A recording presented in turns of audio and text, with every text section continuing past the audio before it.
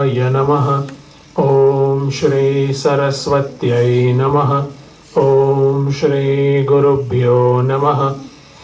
ओम समस्त जन कल्याणे निरतं करुणामयं नमामि चिन्मयं देवं सद्गुरुं ब्रह्मविद्वरं सद्गुरुं ब्रह्मविद्वरं।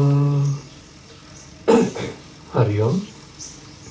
हम सब भगवद गीता 16वां अध्याय उसमें हम प्रवेश किया है, तो उसका एक बार फिर से श्लोक है उसका हम दोहराएंगे। पहला, दूसरा और तीसरा तीनों श्लोक में उसका गान करूंगा और फिर हम उसमें प्रवेश करेंगे। ओम श्री परमात्मने नमः। अथ षोडशोऽध्यायः दैवासुरसम्पद्विभागयोगः। श्रीभगवानुवाच अभयं सत्त्वसंशुद्धिः ज्ञानयोगव्यवस्थितिः दानन्दमस्य यज्ञश्च स्वाध्यायस्तप आर्जवम् अहिंसा सत्यमक्रोधः त्यागः शान्तिपरैषुणं दया भूतेष्वलोलुप्त्वं मार्दवं ह्रीरचापलं तेजक्षमा धृतिः शौचम् अद्रोहो नातिमानिता भवन्ति सम्पदं दैवीम् अभिजातस्य भारत।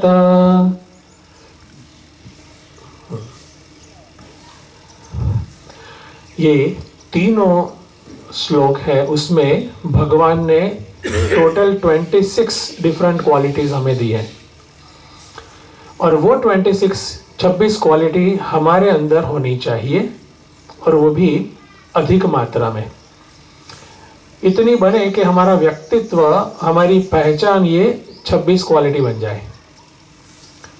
तो उसका एक लाभ व्यवहारिक धरातल पर तो है ही, जिससे हमारी सुख की, शांति की कक्षा बनी रहेगी, लेकिन उसका मूल प्रमुख उद्देश्य यह है कि जो हमारा मुख्य प्रयोजन है स्वरूप को जानना, जो हमारा मुख्य प्रयोजन है आत्मस्थ बनना, सत्यम ज्ञानम अनंतम ब्रह्म, उसका अपरोक्ष अनुभव करना, वो प्रयोजन इससे सिद्ध होगा। वेदांत की बहुत स्पष्टता है कि आत्मज्ञान का अधिकारी बनना चाहिए। साधना चतुष्टय संपन्न जो साधक है वो उसका अधिकारी बनता है, तभी वेदांत का श्रवण, मनन और निधिध्यासन पूर्वक स्वयं का अपरोक्ष बोध उसको मिल पाएगा। ओके, तो ये हमारी यात्रा हो गई कि हमारी व्यक्तित्व में इस प्रकार से दैवी संपत्ति या फिर कहें सत्व गुण का उदय, प्रभाव और बढ़ना चाहिए। देखिए, साधक की ओर से हम कहेंगे कैसे साधक, हमारे अंदर सत्व गुण तो होता ही है, तभी तो हमारी इस प्रकार से वृत्ति बनती है कि शांत मुद्रा से हम बैठे भगवान की भक्ति करें, या फिर हमारी जो भी साधनाएं करें, हमारा कुछ उच्च गोल है, हमारे गुरु है, गुरु को हमें मानना चाहते हैं, लेकिन उसमें कुछ कमियां भी हमें दिखती हैं। कुछ हद से आगे जाने में हमें कुछ आंतरिक रुकावट ही मिलती है। तो वो आंतरिक रुकावट क्या है, वो एक जानना। मैंने कल भी कहा था कि इस जो दैवी संपत्ति है वो तो हमारे अंदर होती ही है, आसुरी संपत्ति भी होती है। संपत्ति माने के प्रकृति रखे। यहाँ पर भगवान ने संपत्ति इस प्रकार से कहा है कि व्यक्ति के अंदर जो भी उसकी आदतें या सोच होती है वो व्यक्ति ने अपनाई होती है, एक्सेप्ट की होती है। वो उसको लगता है ये मेरी है और ये सही है। देखो, काफी हद तक ऐसा जाता है। फिर चाहे वो धर्म के एंगल से, वेद के एंगल से गलत क्यों ना हो, है ना, इसलिए तो व्यक्ति अपनी बुद्धि के जरिए उसको जस्टिफाई करता है, इसलिए उसको संपत्ति कहा है। हमारा उद्देश्य यह है कि जो दैवी संपत्ति है, जो डिवाइन क्वालिटीज है, उसको हम अच्छे से समझें भगवत गीता के माध्यम से और उसको अपनाएं और हमारा अंदर उसका वर्धन करें, सुवर्धन करें। ये हमारा उद्देश्य है। और बुद्धिपूर्वक, समझपूर्वक अगर हम आगे बढ़ते हैं तो हमारी यात्रा सुखद और बहुत ही शीघ्रतया वो लक्ष्य की ओर बढ़ सकती है।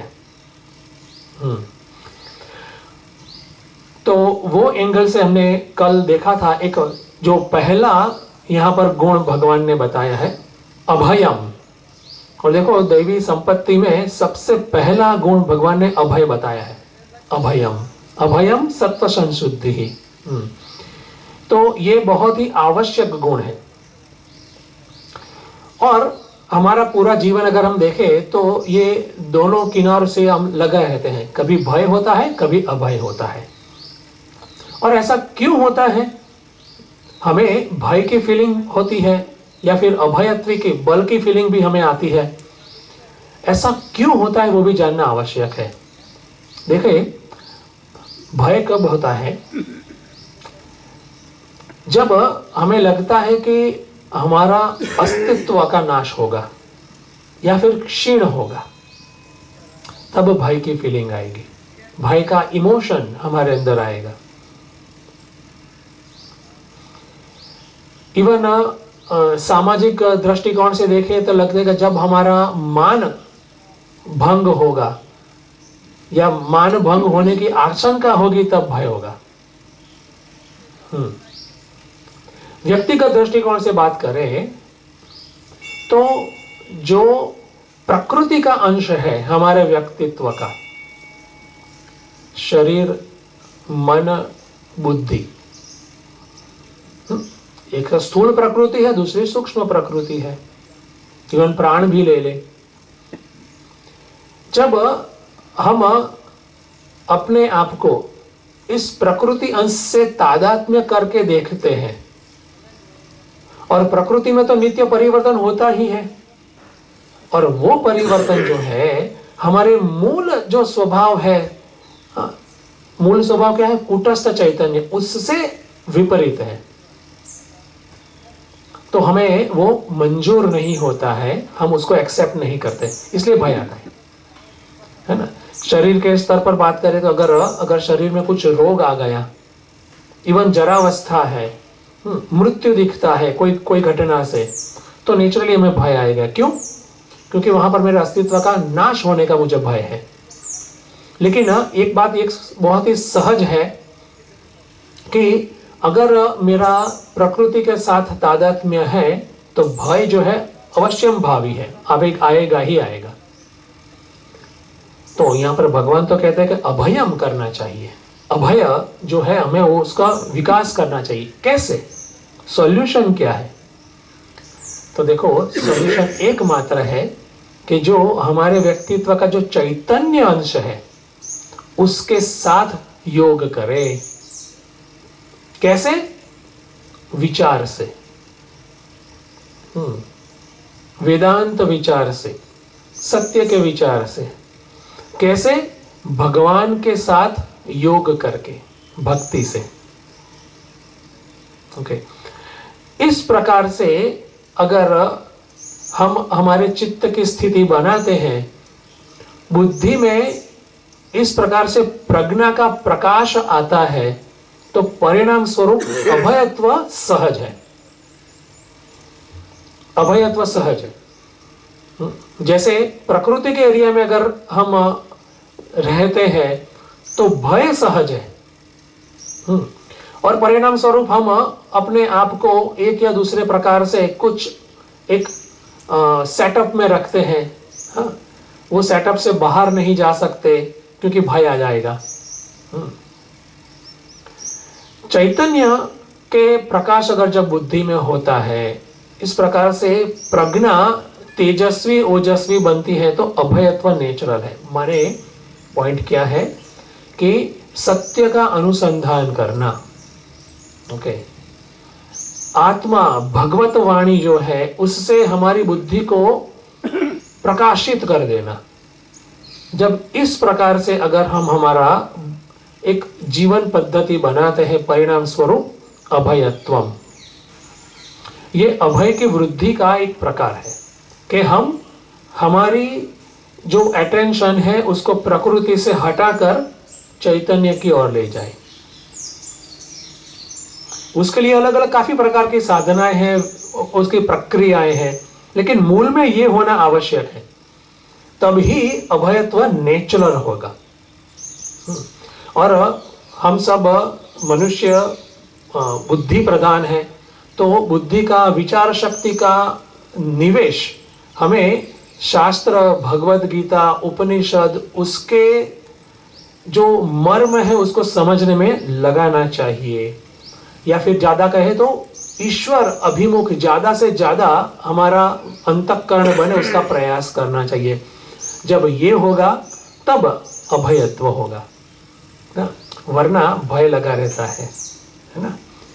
अखंडानंद जी महाराज मुझे याद आते हैं, वो बहुत बढ़िया कहते हैं कि हमारा जो भय का सोर्स होता है ना, हमारे आजू बाजू जो जिससे हम निपटे हुए हैं वहां पर से ही आता है। जैसे शरीर, तो कहे देह का कुछ भी रोग आ गया तो भय, हाँ, किसी की मृत्यु हो गई तो हमें भय लगता है कि हमारी भी कभी आ जाएगी, है ना।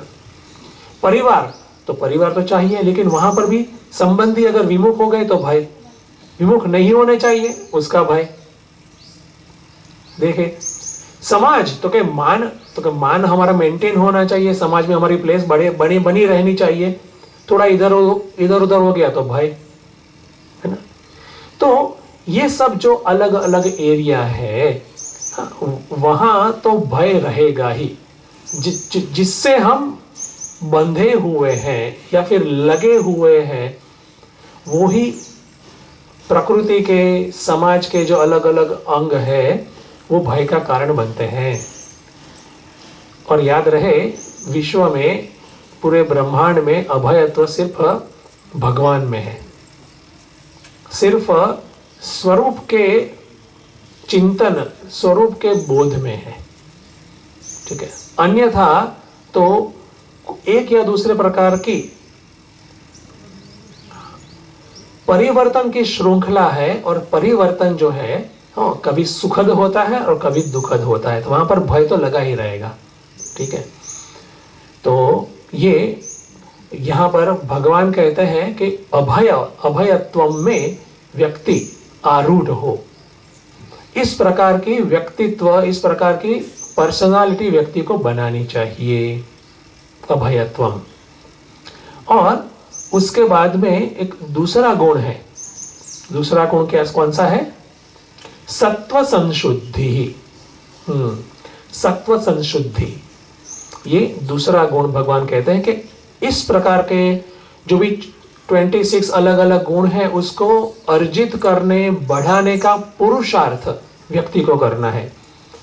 सत्व संशुद्धि माने का, सत्व माने के यहां पर लेंगे अंतःकरण, ओके। संशुद्धि अगेन शुद्धि उसको करना, उसको अंतःकरण, हमने पहले ही बात की थी कि वो त्रिगुण से बना है, तमस, रजस और सत्व। और उसमें अशुद्धि क्या है? तो तमस और रजस, उसको दूर करना और सत्व को बढ़ाना, तो ये हो गया सत्व संशुद्धि। अभी ये तीनों गुण, या फिर कहे कि रजस और तमस जो है,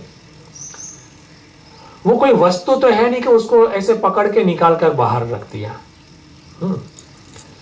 वो जो गुण है वो हमारे अंतःकरण की अलग अलग भावनाओं के रूप से वो बाहर आते हैं, अभिव्यक्त होते हैं।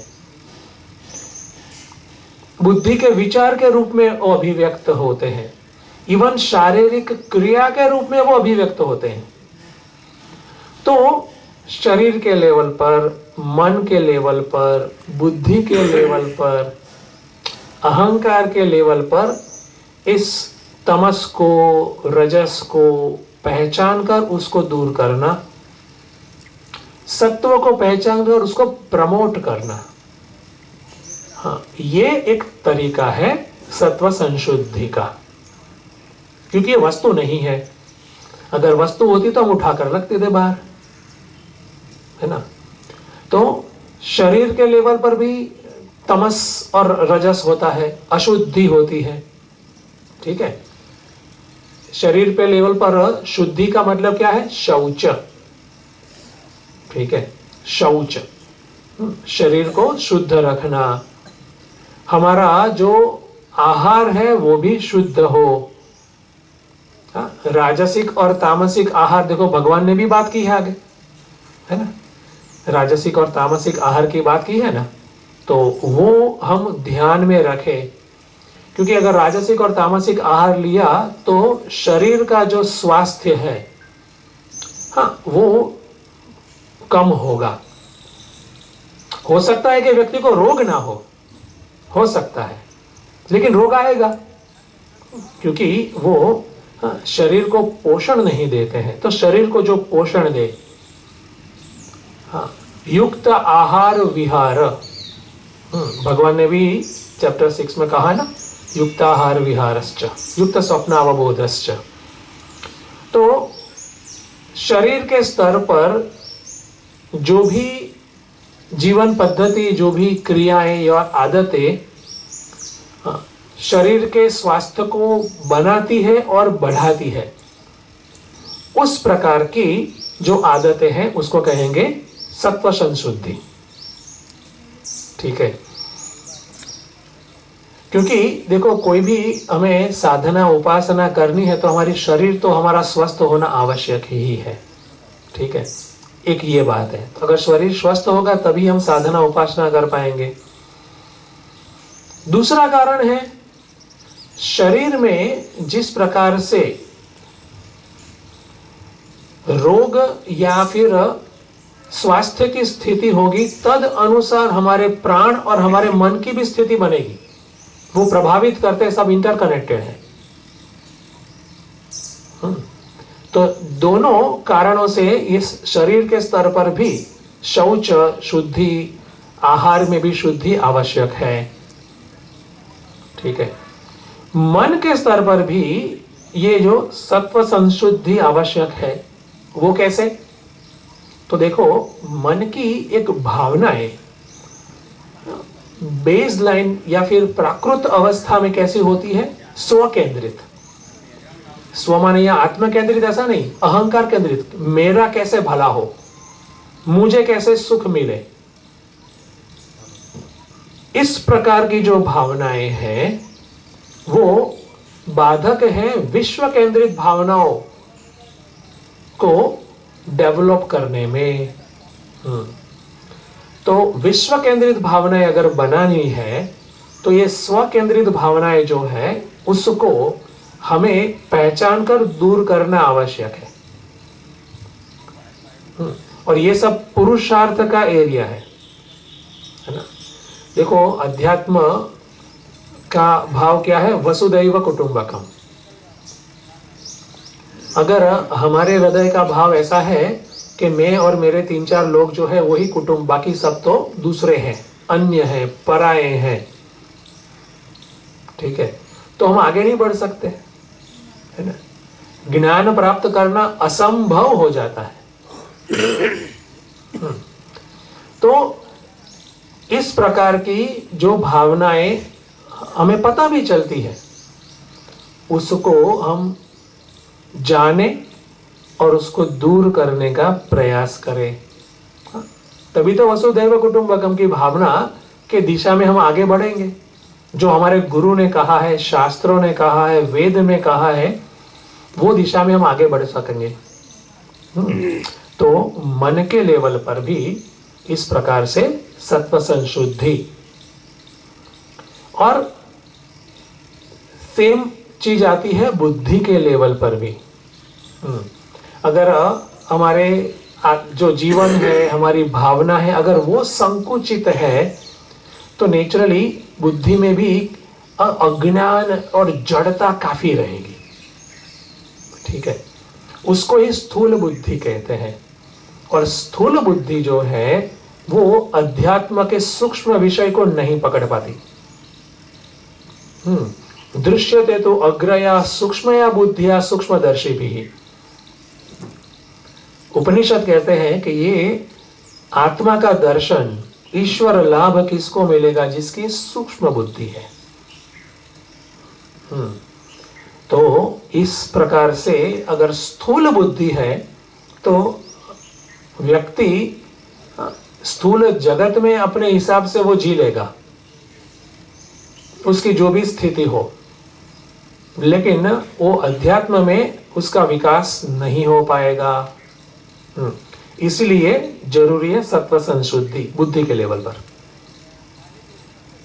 सेम वे इवन अहंकार के लेवल पर भी, क्योंकि हमारे जो भी संकल्प होते हैं, विचार है, इच्छाएं हैं, वो सब अल्टीमेटली किसके हैं? मेरे, आई। ओके। और वो अहम भाव जो है, वहां पर भी शुद्धि माने के सात्विक अहंकार, राजसिक तामसिक नहीं, वो बने।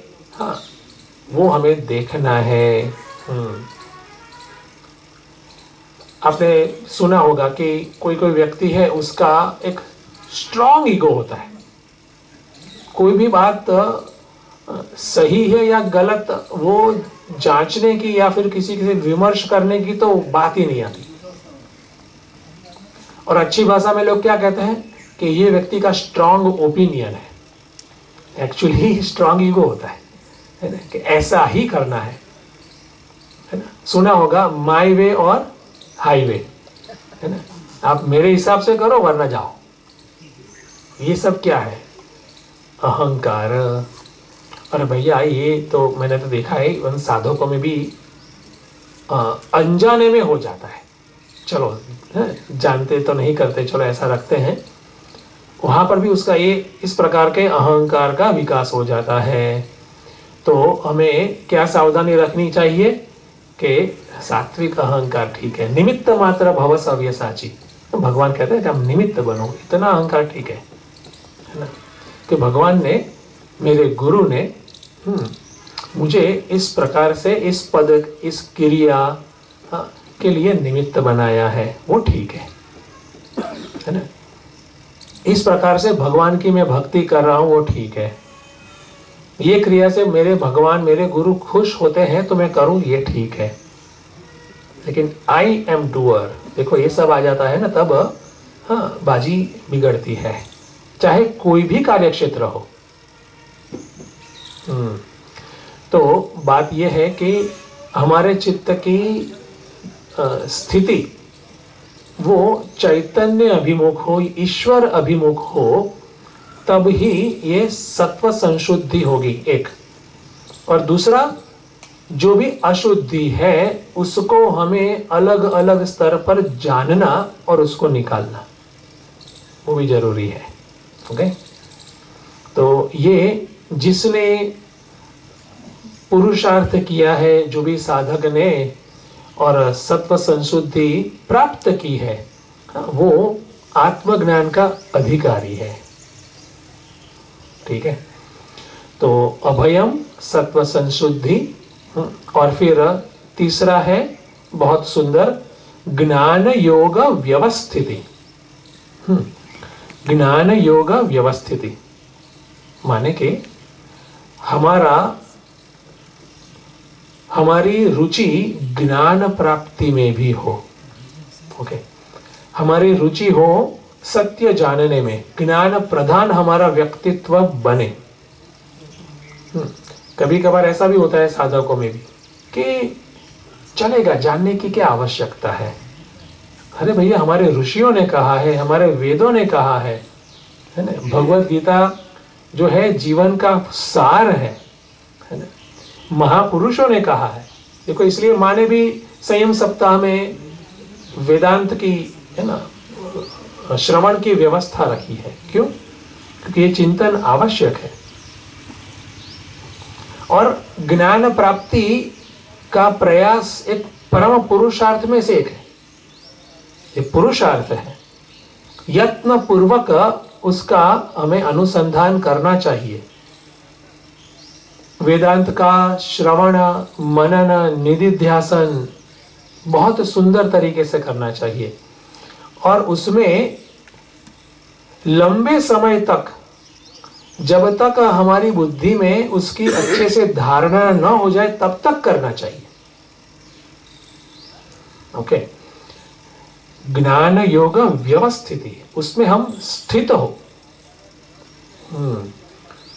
पहले तो कहें कि अलग अलग साधक के लिए अलग अलग स्तर होते हैं। तो पहले तो ऐसा ही होना चाहिए कि श्रवण में रुचि बनानी चाहिए। पहला तो ये आता है, ठीक है, क्योंकि कभी कभार रुचि नहीं बनती। हाँ, कहते हैं कि ऊपर से चला जाता है, फिर कहेंगे कि अभी तो मन जो है स्थिर नहीं रहता, है ना, काफी अलग अलग बाधाएं आती है। देखिए आप, तो पहला लेवल तो यही है कि श्रवण में रुचि बने। ओके, फिर दूसरा स्तर, रुचि बनेगी तो नेचुरली हमें श्रवण बहुत अच्छा लगेगा। वो लेवल तक हमें ले जाना है, पुरुषार्थ है ये सब। ओके, ये सब प्रयास है, पुरुष प्रयत्न।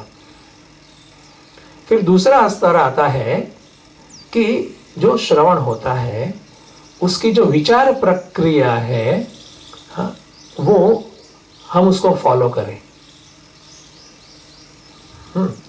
हम विचार प्रक्रिया किस प्रकार से आगे बढ़ी है, हम तद अनुसार उसको फॉलो करें।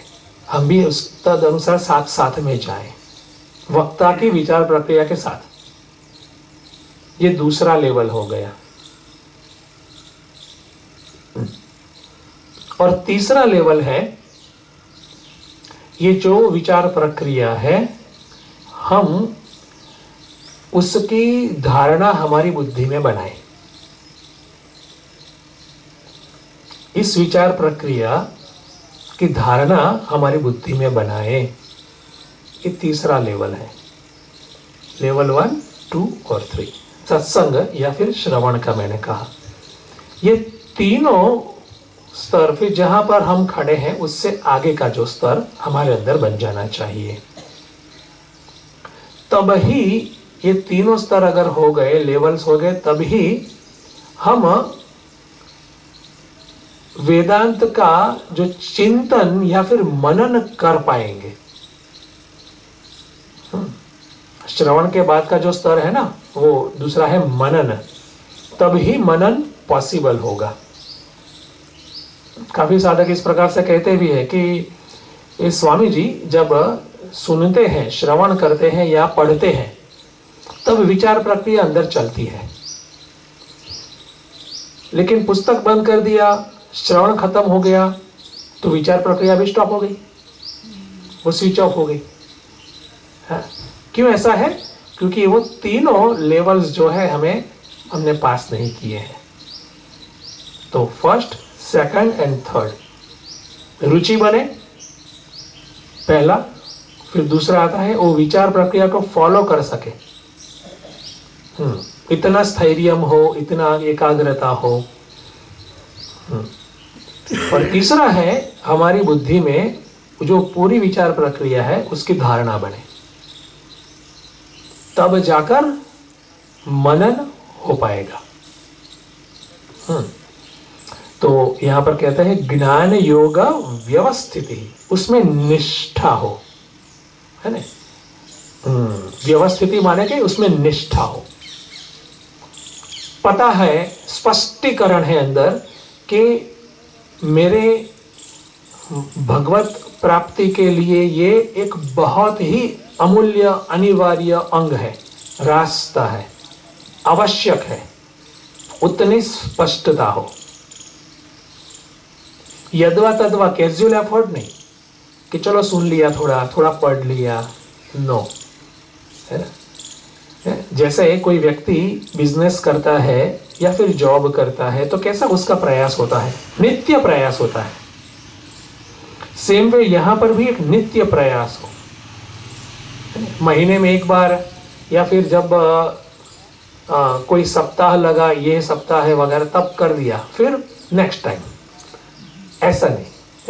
हाँ, तो वो एटलीस्ट वो रुचि के एरिया में आ सकता है ज्यादा से ज्यादा, है ना, क्योंकि उसमें विचार भी आप फॉलो नहीं कर पाएंगे, क्योंकि उसके लिए लंबी प्रक्रिया है, पुरुषार्थ चाहिए यहाँ तो, ठीक है ना।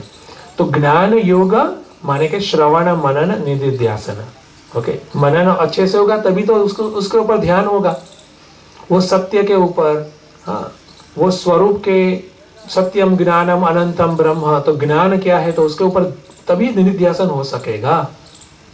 ठीक है, ये सब हो उसके लिए चित्त की, बुद्धि की, मन की जिस प्रकार की स्थिति होती है, तत्परता की स्थिति, उसको कहते हैं ज्ञान योग व्यवस्थिति। व्यक्ति लगा हुआ है। प्राय ऐसा होता है कि जब भी कोई प्रेशर आता है ना, या फिर कोई भय का स्थिति बनती है, तब हम लग जाते हैं अच्छे से साधना में, भगवान के पीछे। जैसे भय छूटा हम भी छूटे, है ना। तो ऐसा नहीं है ना। यहाँ पर क्या कहते हैं कि अंदर से व्यक्ति का इस प्रकार से बंधारण ही चेंज हो गया है। ठीक है, क्योंकि एक बात भी पक्की है, अगर ज्ञान योग व्यवस्थिति उसमें हमारा अग्रता कम, प्रायोरिटी अगर कम हो गया, तो परिणाम स्वरूप जो आसुरी प्रकृति अंदर बढ़ी है वो बढ़ने लगेगी, अवश्य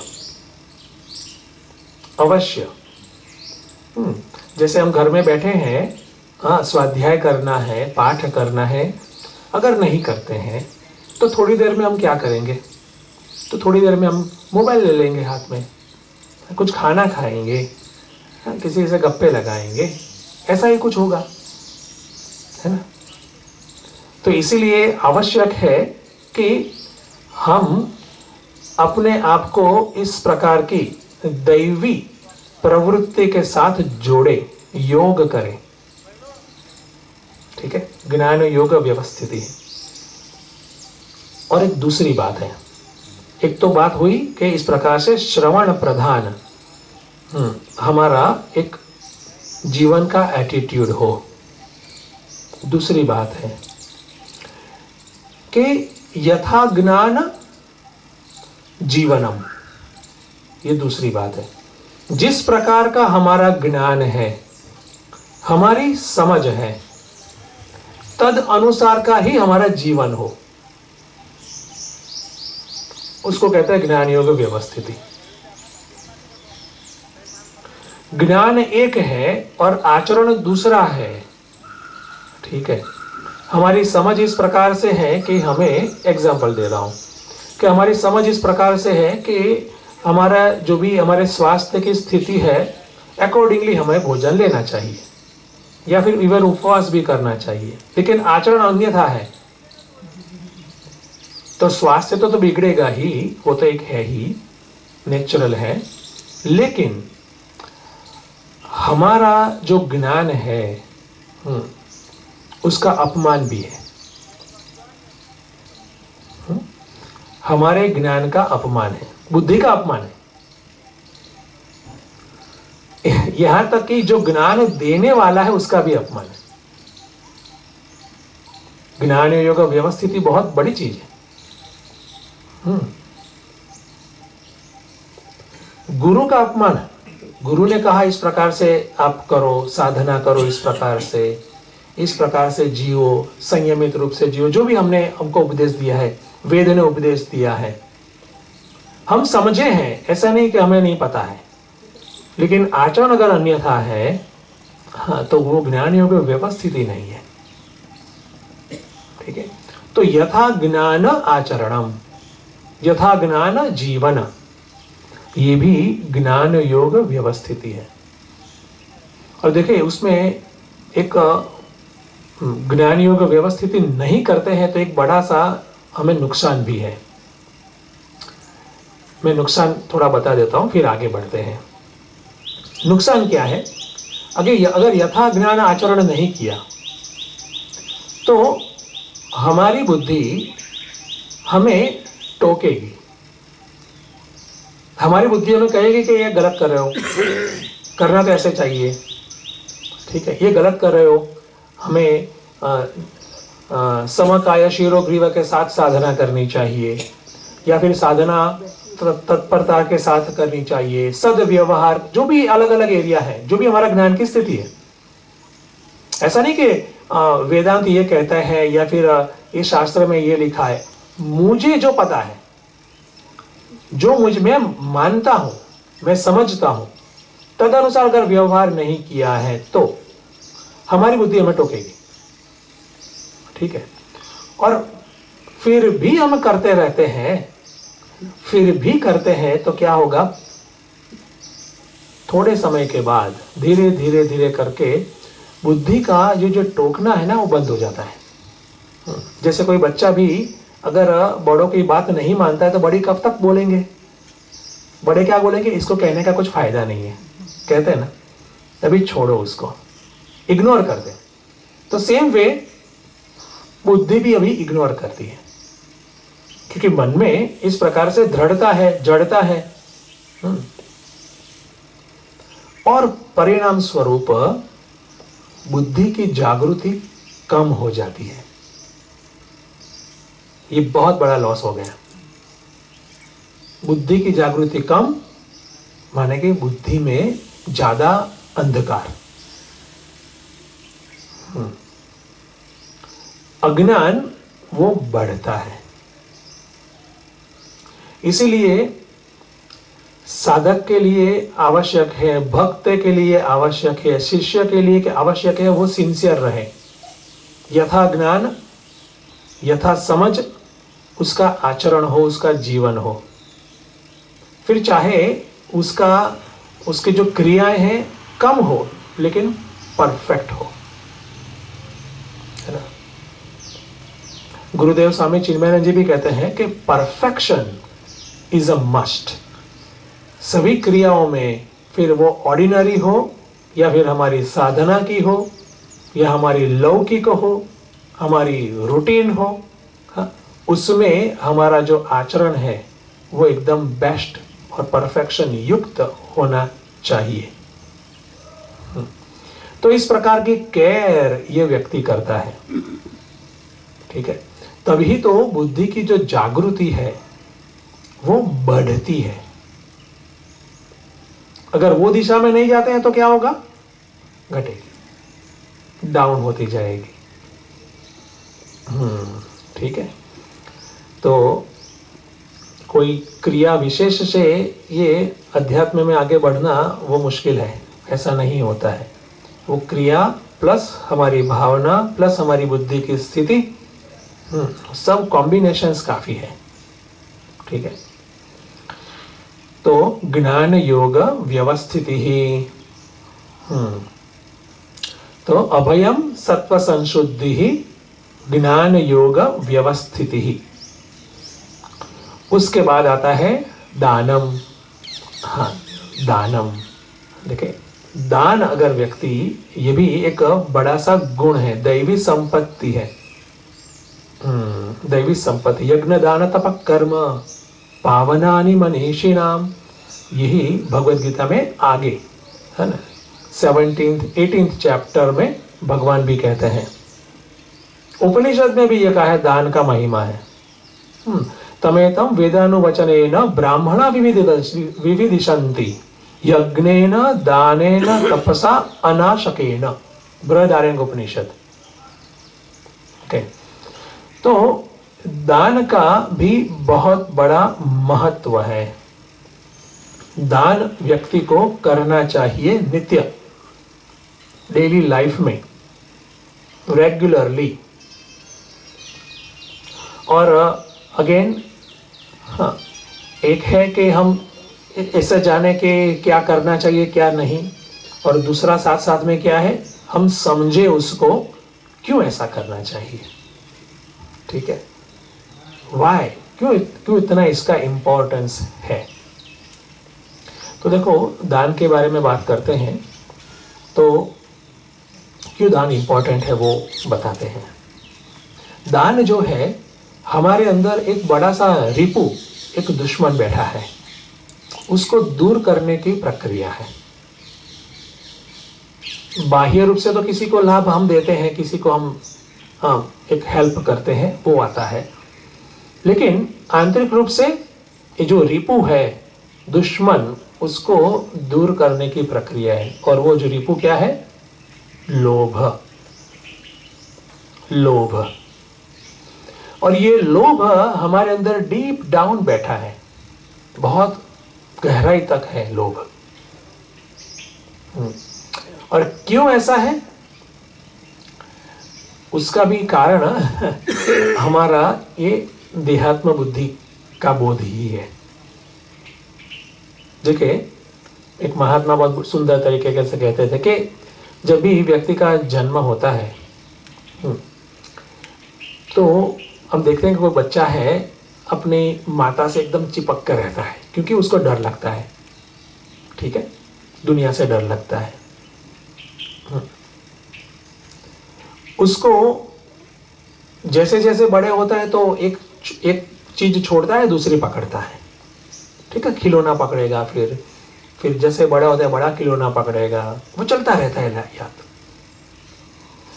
बेसलाइन क्या बात क्या है कि मैं अंदर से इनसिक्योर हूं और जगत मुझे सिक्योरिटी देगा। ठीक है, मैं इनसिक्योर हूं और जगत मुझे सिक्योरिटी देगा। परिणाम स्वरूप क्या कि जगत जो है, जगत माने जगत की वस्तु है, उसको मैं पकड़ के रखता हूं, उसको नहीं छोड़ता। फिर चाहे वो रिलेशन हो, चाहे पैसे हो, या कोई पद हो वगैरह, उसमें ही व्यक्ति को अपनी सिक्योरिटी लगती है।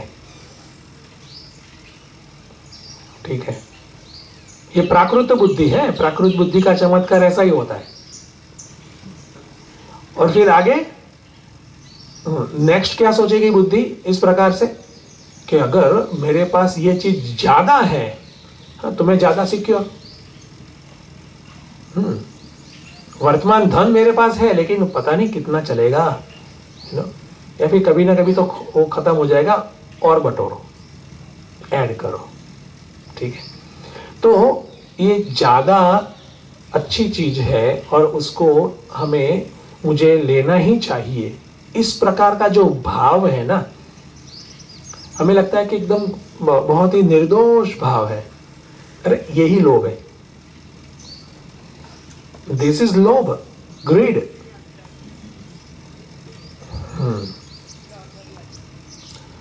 उसको अगर दूर करना है तो उसके लिए आवश्यक है कि ये दान, हमारे शास्त्र ने भी, हमारे महापुरुषों ने भी कहा है, दान करो, ओके। तो ये दान आवश्यक है, वरना क्या होगा कि हमारे पास जो भी एक भौतिक उपलब्धि है, भौतिक चीजें हमारे पास हैं, या तो हम उसको बढ़ाएंगे या फिर उसको हम मेंटेन करेंगे, और फिर उसके बीच ही हमारी मृत्यु हो जाएगी।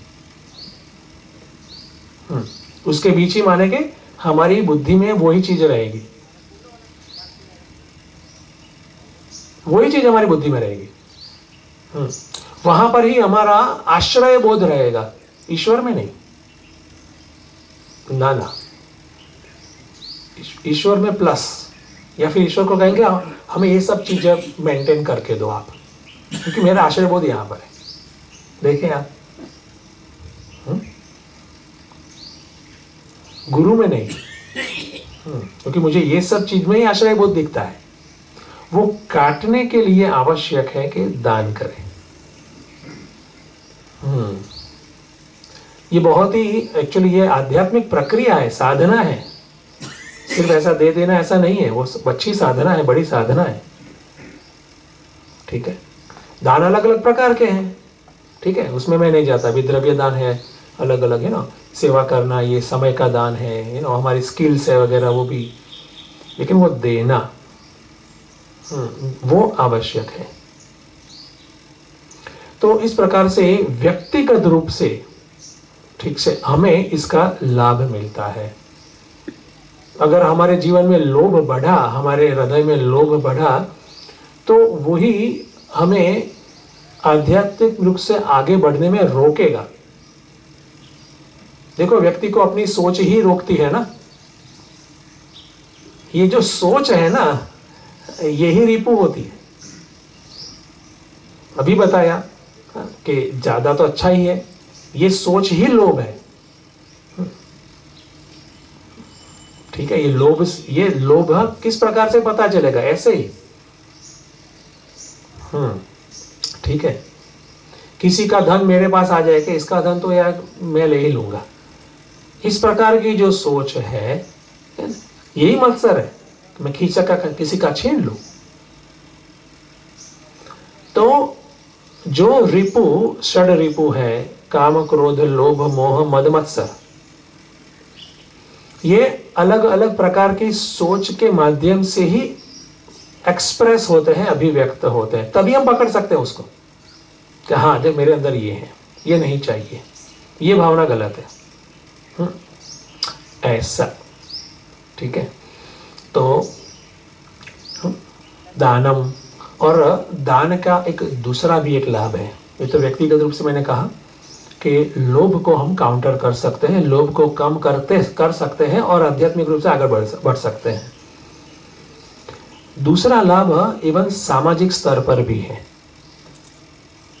कि अगर दान व्यक्ति देता है तो जहां पर जो व्यक्ति या समूह अभावग्रस्त है उसके पास भी रिसोर्स या फिर संपत्ति जाएगी, वस्तुएं जाएंगी। ठीक है, और परिणाम स्वरूप जो अभावग्रस्त व्यक्ति या ग्रुप है वो संयमित रहेंगे, वरना क्या होगा, वही अभावग्रस्त जो व्यक्ति है वही चोरी करते हैं, वहां से भी कुछ चोरी दुराचार वगैरह सब होगा, तो उसको भी काउंटर कर सकते हैं। सामाजिक दृष्टि से बात करते हैं। ठीक है, उसमें भी दान का बहुत बड़ा हिस्सा है। व्यक्तिगत रूप से लाभ है ही।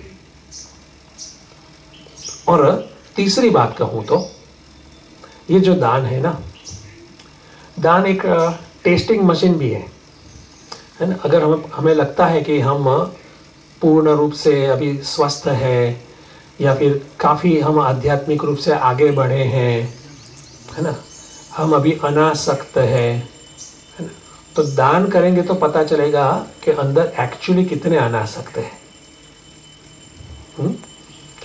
अंदर किस प्रकार की हलचल होती है, तो वो हलचल से पता चलेगा कि अनासक्ति अगर है बहुत बढ़िया वाली, दान देने के विचार से, देने की प्रक्रिया से अगर हमारी खुशी होती है, हमें आनंद मिलता है, तो कॉन्ग्रेचुलेशंस, बहुत अच्छी बात है ना। लेकिन अंदर विचित्र प्रकार की हलचल हो जाती है ना। सबकी अलग अलग प्रकार की हलचल होती है, देख लेना अंदर अंदर, है ना। तो समझना कि भैया अभी हम दिल्ली दूर है ना, आसक्ति अभी है। तो आसक्ति को हम चेक भी कर सकते हैं ऐसे। क्योंकि पहले कहा था मैंने कि हमारा जो है रिलायंस, आधार जो है, आश्रय बोध पूरा मटेरियल साइड पर है, धन पर है। ठीक है, हमारे नाम सबके साथ है वगैरह वगैरह, तो वो सब स्पेशली धन। तो ये आसक्ति की टेस्टिंग भी साधक की आवश्यक है, तो उसमें दान बहुत बढ़िया काम करता है। ठीक है, तो दान का ये भी लाभ है। और एक अन्य लाभ भी है कि अज्ञान अवस्था में या फिर नासमझी में हमसे कुछ गलतियां भी हो जाती हैं, कुछ बुरे कुछ कर्म भी हो जाते हैं, किसी का दिल दुखाया या फिर पूर्व में हमने लोभवशात कुछ गलत कार्य किया, किसी का छीन लिया, गलत बोलकर कुछ काम कर लिया, काफी कुछ होता है। वो सब हमारे अंतःकरण में पड़ा होता है। ठीक है, साधक जितना सूक्ष्म बनता है उतना ये सभी जो दुराचार है उसको सामने दिखते हैं कि देखो मैंने पूर्व में ये किया था, करणीय मैंने नहीं किया, अकरणीय मैंने किया, तो उसका प्रायश्चित जो है वो भी दान से कर सकते हैं। अर्थदान, अलग अलग प्रकार से होता है दान, तो जैसे गोदान है ना, द्रव्य दान, अलग अलग प्रकार से, लेकिन प्रायश्चित रूपे, कि जिससे हमारे चित्त में, हाँ, वो जो भी दुष्कर्म है, अयोग्य, अनैतिक, जो भी जिस प्रकार का है, वो कर्म का जो हमें एक गिल्ट होता है, उसका जो बोझा होता है, वो निकले, उससे हम बाहर निकले। दानम। और ये एक है। देखो अभी तो मैं चिंतन के सिर्फ पॉइंट ही रख देता हूं, क्योंकि यात्रा तो काफी लंबी है विचार की। और लास्ट में कहेंगे कि ये दान जो है ना, हमारी मृत्यु को भी अच्छी बनाता है। जाता से ही ध्रुव मृत्यु, मृत्यु तो आने वाली है, ठीक है। तो मृत्यु या मृत्यु का काल जो है, वो भी एक जिस प्रकार से होना चाहिए आदर्श रूप से। आदर्श रूप क्या है? अगर जीवत्व अवस्था में मृत्यु करते हैं तो हिरण्मय न पात्रे न सत्यस्यापि हितम मुखम, है ना, उपनिषद में। ईश्वर मीन्स हम ईश्वर का स्मरण करते, हम देह त्याग करें। अगर योग की अच्छी अवस्था है तो हम ज्यादा और सूक्ष्म अवस्था में जाकर देह त्याग करें, नहीं कि हम इस जो बाह्य चीजें हैं उसके साथ लिपटे होकर, है ना। दान का अगर अभ्यास है, ऐसा नहीं कि साल में एक बार दान कर दिया, है ना, कि उत्तरायण है तो दान कर लो, वो सब अच्छे प्रयोजन हमारे ऋषियों ने बताए थे, ठीक है। मैंने कहा नित्य दान करना चाहिए। तो मृत्यु समय भी हम हमारा जो चित्त है वो ऊर्ध्वमुखी बना सकते हैं,